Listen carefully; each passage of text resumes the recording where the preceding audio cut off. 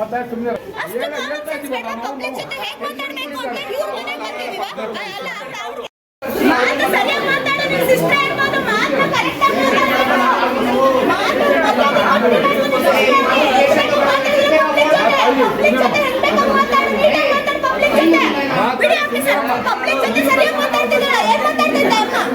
Problem ಏನು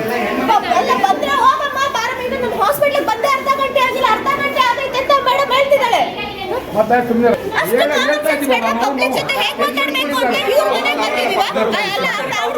respect ಇದೆಯಾ ಅವಳಿಗೆ? ಏನಾದ್ರು ಸರಿಯಾಗಿ ಮಾತಾಡ, ಫಸ್ಟ್ ರೆಸ್ಪೆಕ್ಟ್ ಮಾತಾಡೋದಿಲ್ಲ.